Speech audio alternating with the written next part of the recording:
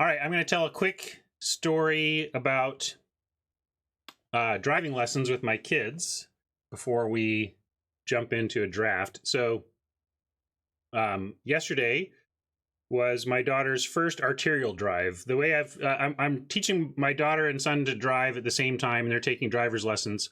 But the progression we've gone in our studies, so to speak, is church parking lot at night until they're totally comfortable with just feeling the car and everything. And when the parking lot can no longer hold them, then we move to driving home on residentials, just staying on residential streets and driving home. But eventually you got to take the first arterial drive. So my daughter is pretty darn nervous, but we had a nice path home from the driving school that was a double lane, big road, so she could stay in the right lane and let people pass her if they wanted. And also basically all the turns home were right-hand turns. And we had a nice little starting path through kind of a wooded area on a single lane, a 2-lane high, side road, arterial, that had nice canopy of trees. It's very woodland and very beautiful. And I thought that would be a nice mellow place to start because it was just so peaceful, driving. It's an arterial, but it's like lightly driven upon and in a wooded area. And she was getting her courage up and doing a good job. And we're coming up to the toughest part of the route, which is where this kind of wooded road connects with another arterial coming in. And you got to look over your left shoulder and kind of merge with this other lane coming in. And my daughter loves animals a lot. And on the road, as if this were some sort of driving simulation, and this almost never happens to me, but here it happens. A chipmunk darts out onto the road in front of her. Not a squirrel, a chipmunk. I have not seen a chipmunk in Seattle in like 15 years, and a chipmunk darts out onto the road.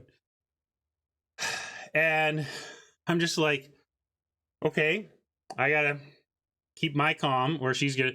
And she doesn't have the instinct to swerve, which is good. And I was like, don't swerve.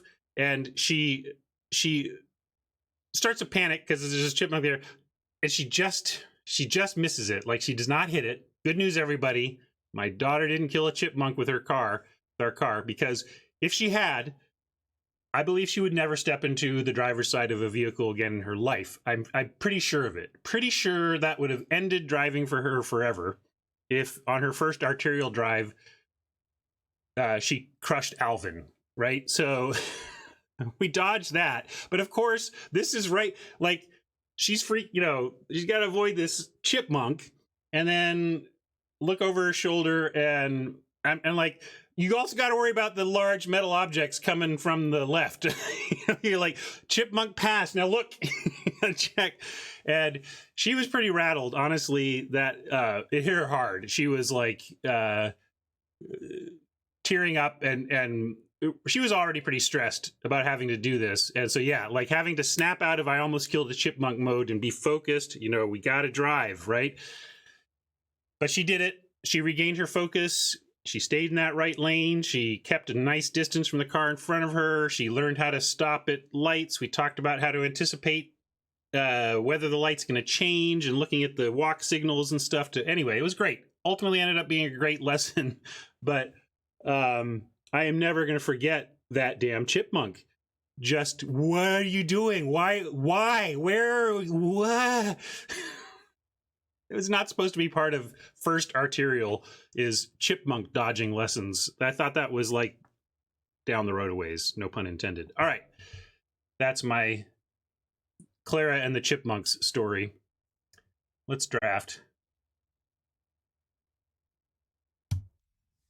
And good job, Clara, you did it.